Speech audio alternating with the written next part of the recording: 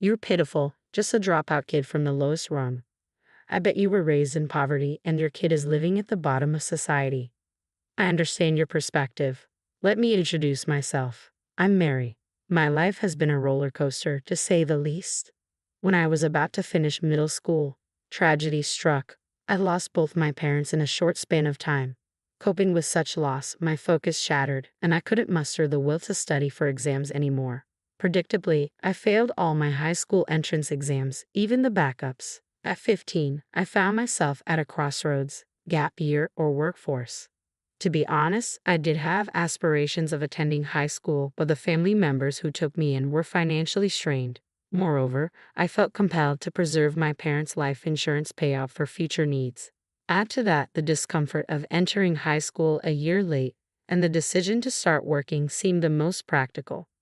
I must have been 19 then, in a relationship with John, a colleague at my workplace who was 27 at the time. You're involved with someone much older? Are you sure about this? A man pursuing a 19-year-old, can he truly be responsible? My aunt, a relative, expressed her concern, but youthful and headstrong, I disregarded her advice. John is wonderful. Sure, there's an age gap, but 8 years isn't uncommon, right? Well, if it were 25 and 33, perhaps, but 19 and 27 is quite a difference. What's the difference? Quit talking down about him. With that sentiment in mind, we tied the knot when I turned 20. A few months later, I discovered I was pregnant. Initially, I was overjoyed, but it was short-lived. When I broke the news to John, his response shattered me. What? You're planning to keep it? Seriously? No chance. I can't handle having a child with a dropout. Why should I be burdened with raising a kid who'll end up like you? Why would you say such hurtful things? You knew about my dropout status before we got married, didn't you? Yeah, I suppose, but no, it won't work out. I mean, having a child with a dropout, the child will turn out odd, right? I don't want to raise a kid like that. I also want more freedom. John's words stung, and soon he began avoiding me both at home and at work, pressing for a divorce. Over time, my feelings for him waned and I eventually consented to the split. However, my job at the time, within a small company, lacked any provision for maternity or paternity leave, leaving me no option but to resign concurrently with the divorce. With the support of my relatives and what remained of my parents' life insurance, I safely delivered my son Jacob, pouring all my love into raising him. Despite the financial strain, I remained healthy after childbirth, juggling multiple part-time jobs to make ends meet. By the time Jacob entered elementary school, I secured a full-time position, granting both financial stability and emotional bandwidth. Now, 2 decades have elapsed since those trying times. These days, Jacob and I even indulge in leisurely outings together. Hey, are you perhaps married? Suddenly, a familiar voice pierced through the air, a voice I had hoped to erase from memory. It belonged to John, my ex-husband, the man who deserted me during my pregnancy 2 decades ago. I thought it might be you, Mary. So, what brings you to a department store on your day off? Seems a bit upscale for you, John remarked, a smirk playing on his lips. Jacob, likely bewildered by the unexpected encounter, stood quietly, his expression troubled. I figured he might be your new beau, but he looks rather young, doesn't he? Ah, is this the kid from all those years ago? Ah, it's a boy. Well, it's none of my concern anyway, John continued. Indeed, you and I have long parted ways, John. Why are you even speaking to me? Don't be so bitter, Mary. Remember, we used to be deeply in love. Seems like you've turned into quite the cold-hearted woman, haven't you? John's grin held a hint of mockery, as if the past held no significance to him. Then, he uttered something utterly audacious. By the way, is he also a dropout? What? What are you implying? I retorted, taken aback by his insensitivity. Well, I mean, like mother, like son, right? If you dropped out, it's only logical that he would too, isn't it? John's words dripped with disdain. Enough. Stop with your hurtful comments, I snapped, unable to tolerate his callousness any longer. Ah, but he's got my genes, so he must have at least graduated high school, right?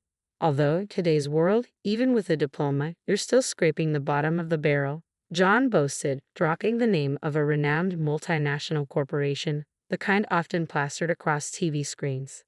Surely, you've heard of this company, Mary. I'm a department head in a major corporation now. I guess you could say I'm part of the elite. he declared. And what would the elite want with someone like me? Are you daft? Do you honestly think I have any interest in someone as ignorant and destitute as you? I only spoke to you out of nostalgia. Frankly, you're nothing but a bother, I shot back, my patience wearing thin. Don't say that, John protested weakly. That's why you'll never achieve anything significant. Ever since you entered my life, my fortunes have changed for the better. I was recruited by a prestigious corporation, and my career has been skyrocketing ever since. Life is certainly smoother without someone like you bringing bad luck. So, I'm a bad omen to you, John. If that's the case, perhaps it's best if you refrain from contacting me altogether. No, sometimes I just like to glance at the bottom of the barrel to remind myself of how fortunate I am. You see, in my workplace, there's no one quite like you, not even among the lowest ranked employees. But it's true what they say about poverty. It's like a vortex, pulling you down no matter what. Is that all you wanted to say? We're pressed for time, I interjected, urging John to get to the point. Just a moment, let me have a word with my son, John replied casually, placing a hand on Jacob's shoulder with a self-satisfied grin. Then, with a smile still lingering on his face, he addressed Jacob. Life may be tough for you too, but it is what it is. Blame your mother for her poverty and lack of education. If you're looking for someone to resent, point it towards her for having you straight out of middle school. John's expression radiated satisfaction as he glanced around. John, what's taking so long?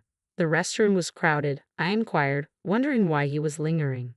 Oh, I just bumped into someone from the past, John replied casually, as if nothing significant had occurred. At that moment, his wife or girlfriend joined him, a striking woman who seemed intimately connected to John. Can you believe it?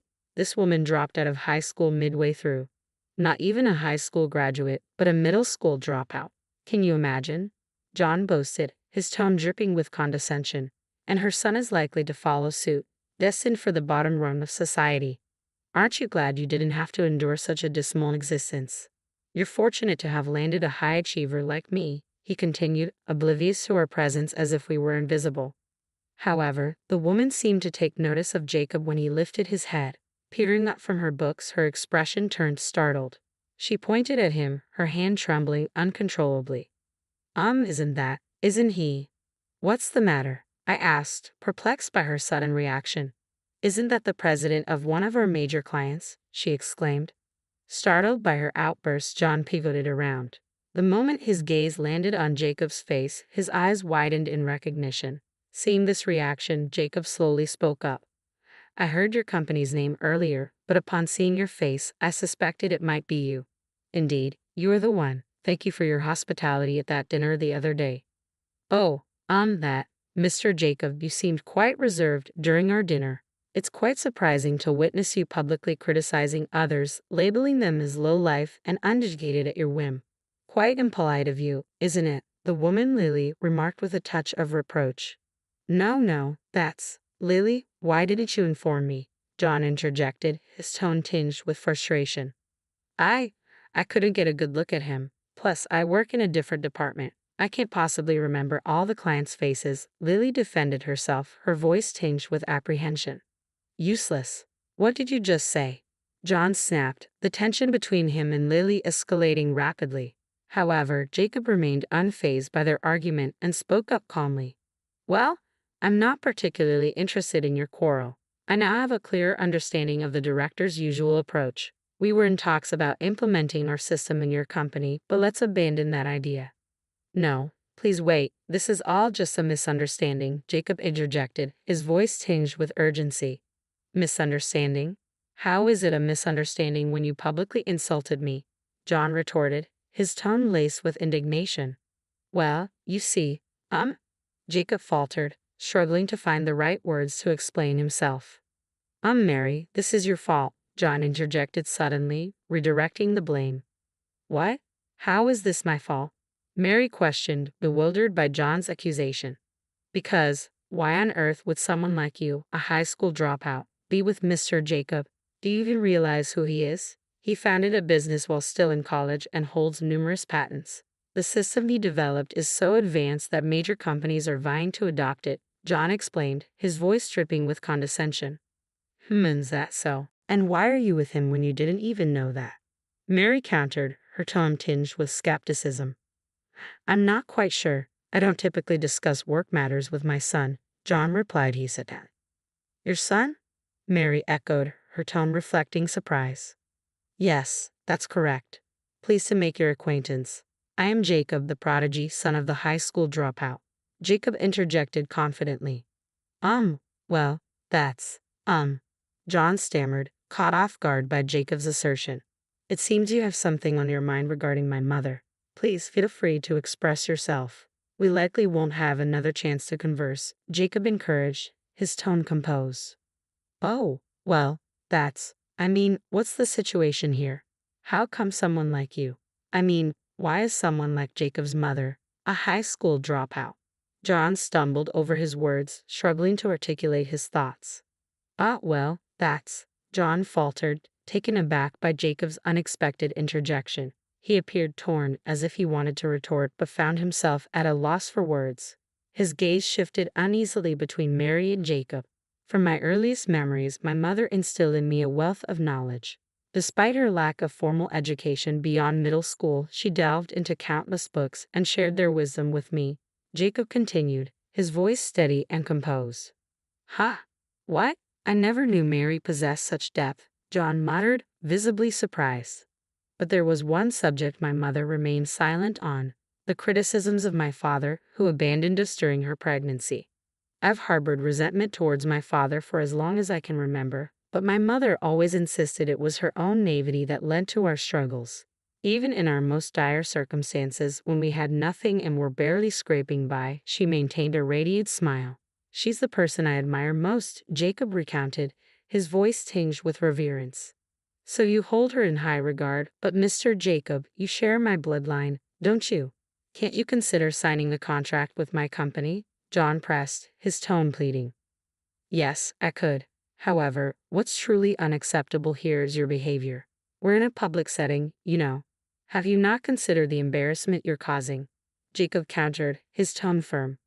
Well, that's just my honest opinion. I simply perceive Mary as lacking in intelligence, that's all, John retorted, his tone unapologetic. And what does that make you, the man who fathered a child with this woman you call stupid? What kind of person does that make you, abandoning her when she was so young? Maybe she was innocent, but do you have any idea of the hardships she endured? You seem proud of your position in a big company, but why didn't you contribute even a single cent in child support? Jacob's accusations hung heavy in the air, leaving John speechless. As Jacob's words sank in, Lily's expression transformed. From a troubled look, her face now bore a glare directed squarely at John. Wait a minute, that's not what you told me. No, you just be quiet. That can't be true. Didn't you share with me that your previous wife cheated on you and left, that she denied you access to your child, and even refused your attempts to provide child support, forcing you to save instead? Was that entire story just a fabrication? Lily's voice was edged with disbelief and accusation. It seems highly likely that it was a fabrication. My mother and I still reside with our relatives. He knows where we are if he truly intended to provide child support. Mom, has this man ever attempted to contact you? Jacob inquired. Not once. Not on my cell phone. Not at any relative's house. And certainly, there's been no mention of child support, Mary confirmed, her tone tinged with disappointment. My revelation seemed to ignite fury in Lily, while John's complexion drained of color. You lied. You're despicable. I'm relieved I didn't marry you. It's over between us, Lily declared, her voice trembling with anger. What? Wait, Lily, please don't go, John pleaded, desperation evident in his tone. John hastily pursued Lily, leaving Jacob and me to exchange a knowing glance before erupting into laughter. John's pitiful demeanor was simply too amusing to ignore. Afterward, we indulged in some window shopping, feeling thoroughly content as we headed home. Later, Jacob filled me in on the situation. His company and John's were on the verge of sealing a significant contract, but Jacob opted to pull out at the 11th hour. Apparently, he was entirely transparent about his reasons. Your representative was my father, the man who abandoned my pregnant mother and neglected to provide child support. It's inconceivable to trust such an individual and engage in business with him. The system I've developed is akin to my own offspring. Entrusting it to him, just the thought makes my skin crawl. Predictably, this turn of events stirred up considerable turmoil. Allegedly, the company penalized John by demoting him and sidelining his role. It appears they're hoping to coax Jacob into reconsidering the contracts by making an example of John. From Jacob's perspective, it seems he might entertain the idea if they slash John's bonus. Undoubtedly, John is about to face some challenging times, but perhaps it's what he deserves, isn't it? At 48, he only has to weather another 12 years until retirement. My mom endured much harsher circumstances for far longer. When you put it into perspective, this isn't all that tough. Jacob's expression was one of genuine anger as he voiced these sentiments. I empathize with his emotions, so I have no intention of intervening. In his desperation, John has sought refuge at our relative's home. With a deep bow at the entrance, he pleads desperately. I'm deeply sorry for what I did in the past. I lied about providing child support, but I do have savings now. I'm willing to offer Jacob the equivalent of child support as a gift while I'm alive. I'll even compensate Mary if necessary. Please reconsider, John implored. However, Jacob refused to entertain such propositions. Turning to John, he stated firmly, I have no interest in your savings now. Our hardships belong to the past. You didn't support us then, and now you only seek to save yourself. That's unacceptable. I apologize. I was young and foolish. Please forgive me, John pleaded, his voice tinged with remorse. Those who genuinely regret their actions wouldn't dangle compensation as a bargaining chip. Your selfishness knows no bounds.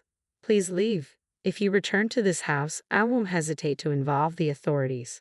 Wouldn't that further jeopardize your position at the company? Jacob's words struck a chord, prompting John to flee in a panicked frenzy. Thanks to Jacob's intervention, it's unlikely John will darken our doorstep again. We can look forward to peaceful days ahead. Currently, Jacob is focused on completing all his college credits. But once that's accomplished, he plans to treat the entire family to a trip to a hot springs resort. Despite my protests, Jacob insists on repaying our support. If that's his wish, we'll gratefully accept his generosity. Surely, we'll enjoy